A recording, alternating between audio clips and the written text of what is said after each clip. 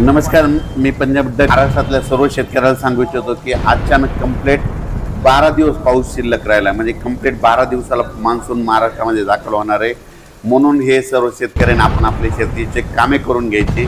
त्याच्यानंतर राज्यात सांगायचं झालं तर सध्या तरी म्हणजे आज उद्या 24-25च्या दरम्यान काय होणार आहे, आणखीन पश्चिम महाराष्ट्र, त्याच्यानंतर दक्षिण महाराष्ट्र, मराठवाड्याच्या काही भागामध्ये विखुरलेलं स्वरूपाचा मान्सून पूर्व एक मोसमी पाऊस पडणार आहे. म्हणून हे अंदाज सर्वप्रथम शेतकऱ्यांनी लक्षात द्यायचा. पण त्याच्यानंतर काय झालं, विदर्भातल्या शेतकऱ्याचे फोन आले की विदर्भात मान्सून पूर्व पाऊस कधी येणार. तर विदर्भातल्या शेतकऱ्याला सांगू इच्छितो की तुमच्याकडं म्हणजे 26, 27, 28च्या दरम्यान मध्ये तुमच्या विदर्भात देखील ना एक पूर्व मोसमी मान्सून पूर्व मग पाऊस अवकाळी एक स्वरूपाचा येणार आहे. म्हणून विदर्भातल्या शेतकऱ्यांनी देखील अंदाज लक्षात घ्यायचा. त्याच्यानंतर राज्यातल्या पुन्हा उत्तर महाराष्ट्रातल्या एक शेतकऱ्याला सांगू इच्छितो की उत्तर महाराष्ट्रात देखील काय होणार आहे, 25-26च्या दरम्यान एक तिकडं देखील मान्सून पूर्व एक अवकाळी स्वरूपाचा पाऊस चांगला बरसणार आहे. सगळीकडे पडणार नाही, भाग बदलत पडणार आहे. म्हणून हा अंदाज त्या शेतकऱ्यांनी लक्षात द्यायचा. पण राज्यातल्या सर्व शेतकऱ्याला सांगू इच्छितो की यावर्षी मान्सूनसाठी खूप पोषक वातावरण आहे. म्हणजे काय झालं की केरळला काय होणार आहे, केरळमध्ये केरळला 29 आणि 31 तारखेला केरळमध्ये मान्सून तिथं दाखल होणार आहे. आणि तिथून ते 5 ते 6 दिवसा म्हणजे 5 ते 6 जूनला जवळपास ते महाराष्ट्रामध्ये दाखवले आणि तिथून ते महाराष्ट्रामध्ये बऱ्याच भागावर जाणार आहे. म्हणून हा अंदाज लक्षात येतात.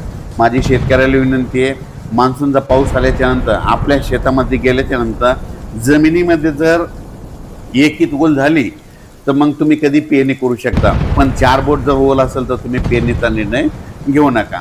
आणि तुम्हाला एक सर्वप्रथम सांगतो, 1 जून नंतर पडलेला कधी पाऊस महाराष्ट्रातला तो मान्सूनचा गृहीत धरायचा आणि 31 मेच्या अगोदरचा पाऊस तो अवकाळी धरायचा. म्हणून शेतकऱ्याला सांगतो, पेरणीचा निर्णय तुम्ही तुमचा स्वतः घ्यायचा.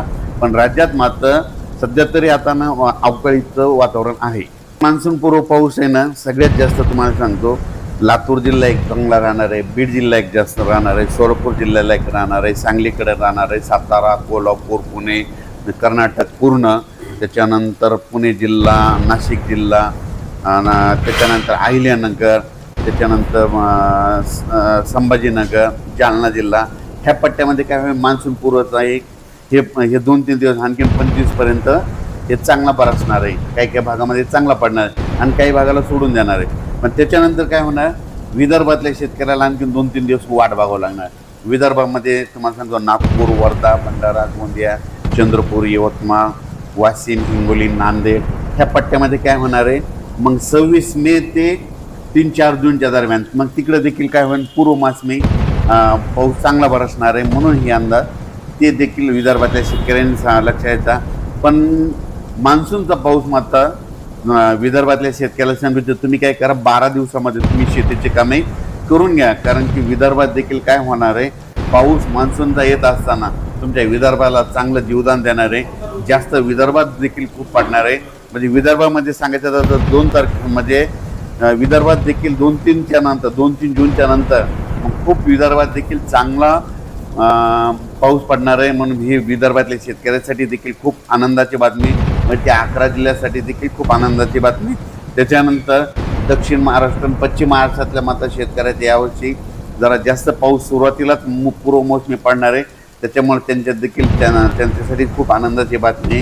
पण राज्यात मात्र 5 जूनला म्हणजे केरळला काय होईल, केरळला 30 आणि 31 मेला चांगला मोसमी पाऊस चांगला सक्रिय होणार आहे. तिथून 5-6 दिवसामध्ये महाराष्ट्राकडे प्रवास करणार आहे. म्हणून ही सर्वप्रथम शेतकऱ्यासाठी अंदाज आहे. तर तेलंगणा आणि कर्नाटकमध्ये हे पूर्व मोसमी पाऊस पडणार आहे आणि मान्सूनचा पाऊस देखील त्यांना जास्त होणार आहे. तर मान्सूनचा पाऊस तुमच्या मते किती तारखेपासून महाराष्ट्रात दाखल होणार आहे आणि पेरणीची परिस्थिती कशी राहणार आहे, पेरणी किती टप्प्यात होणार आहे? पेरणीचं काय होणार, 2-3 टप्प्यात होईल. काय होईल, एकदा सुरुवातीला काय होईल, आता जे अवकाळी पाऊस पडायला एक ओल गेल्याच्या नंतर शेतकऱ्याचा निर्णय घेतील. म्हणून हे सर्वप्रथम शेतकऱ्यांनी स्वतःचा निर्णय घ्यायचा, म्हणजे पेरणी करायचा निर्णय तुम्ही तुमचा घ्यायचा.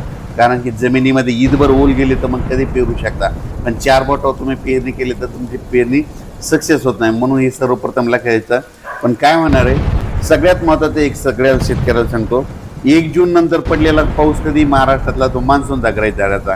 आणि 31 मेच्या अगोदरचा अवकाळी धरायचा. तर केरळमध्ये काय होणार, 30-31 लावायच्या नंतर फास्ट येत राहत असल्यामुळे यावर्षी खूप चांगलं साल आहे.